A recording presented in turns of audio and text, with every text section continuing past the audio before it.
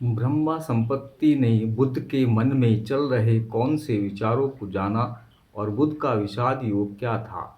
बुद्ध की बोधि प्राप्त कर लेने के बाद, अपने सधर्म की रूपरेखा निश्चित कर लेने के बाद, उसके मन में विचार आया कि क्या उसे दूसरों के अपने धर्म का उपदेश देना चाहिए या अपने ही कल्याण में लगा रहना चाहिए। उसने सोचा, निसंदेह मैंने एक सधर्म पा लिया है, पर प्रत्येक व्यक्ति के लिए इसका समझना बहुत कठिन है, इसका अनुकरण करना भी कठिन है। बुद्धिमानों तक के लिए भी यह अति सूक्ष्म है। आदमियों के लिए अपने आप को आत्मा और परमात्मा के मायाजाल से मुक्त करना कठिन है। आदमियों के लिए रस्मों और रीति रिवाजों और धार्मिक संस्कारों के बंधनों से मुक्त होना कठिन है। आदमियों के लिए ब्राह्मणी कर्मवास से मुक्त होना कठिन है। आदमियों के लिए आत्मा को नित्य मान लेने के सिद्धांत से मुक्त होना कठिन है और बुद्ध के इस सिद्धांत को मानना भी कठिन है।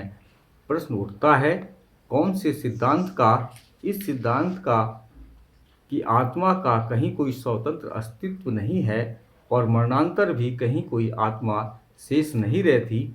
आदमी स्वार्थरत है, वे इसी में मजा लेते और आनंद मनाते हैं। आदमियों के लिए मेरे सधर्म को स्वार्थपरता के ऊपर स्थान देने के सिद्धांत को समझना कठिन है। यदि मैं अपने सिद्धांत का उपदेश दूं और दूसरे इसे समझ न सकें अथवा समझकर स्वीकार न कर सकें अथवा स्वीकार करके भी तदनुसार आचरण न कर सकें, तो इससे दूसरों को भी व्यर्थ की थकावट होगी और मुझे भी व्यर्थ की हैरानी। मैं संसार से दूर रहकर एक सन्यासी का ही जीवन क्यों न बिताऊं, मैं अपने कल्याण में ही क्यों न लगा रहूं, मैं कम से कम अपना कल्याण तो कर ही सकता हूं। इस प्रकार विचार करने से बुद्ध का मन सधर्म की ओर झुककर निष्क्रियता की ओर ही झुका। ब्रह्मा संपत्ति ने जब यह जाना कि बुद्ध के मन में क्या विचार चक्कर काट रहा है, उसने सोचा, निश्चय से संसार का नाश होने जा रहा है। महावक ब्रह्मा याचन कथा से लिया गया है। निश्चय से संसार विनाश को प्राप्त होने जा रहा है यदि सम्यक संबुद्ध तथागत का मन धर्म प्रचार की ओर न झुककर निष्क्रियता की ओर झुक जाता है। इस चिंता से घबराकर ब्रह्मा संपत्ति ब्रह्मलोक से विदा होकर बुद्ध के सामने प्रकट हुआ। अपने वस्त्र को एक कंधे पर करके झुका और हाथ जोड़कर बोला, आप अब सिद्धार्थ गौतम नहीं हैं, आप बुद्ध हैं, आप सम्यक संबुद्ध हैं, आप तथागत हैं। आप संसार को अंधकार मुक्त करने के प्रयास से कैसे विमुख हो सकते हैं? आप संसार को अंधकार मुक्त करने के प्रयास से कैसे विमुख हो सकते हैं? आप संसार को सत्य पथ पर चलने से कैसे विमुख हो सकते हैं?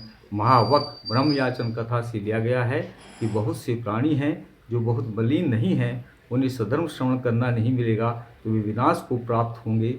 आप जानते हैं कि भगवान की मगध में एक पुराना धर्म पैदा हुआ था जिसमें बहुत दोष थे। क्या भगवान अब उन लोगों के लिए अमृत द्वार नहीं खोलेंगे?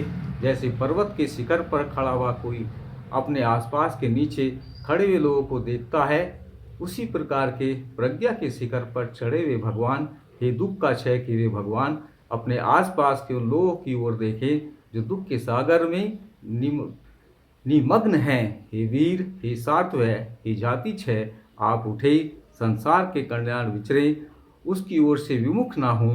हे भगवान, आप दया करके देवताओं और मनुष्यों को सधर्म का उपदेश दें। बुद्ध ने उत्तर दिया कि हम मनुष्य में ज्येष्ठ श्रेष्ठ ब्रह्मा, यदि मैंने धर्मोपदेश देने का संकल्प नहीं किया तो यह केवल व्यर्थ की हैरानी से बचने के ख्याल से नहीं किया।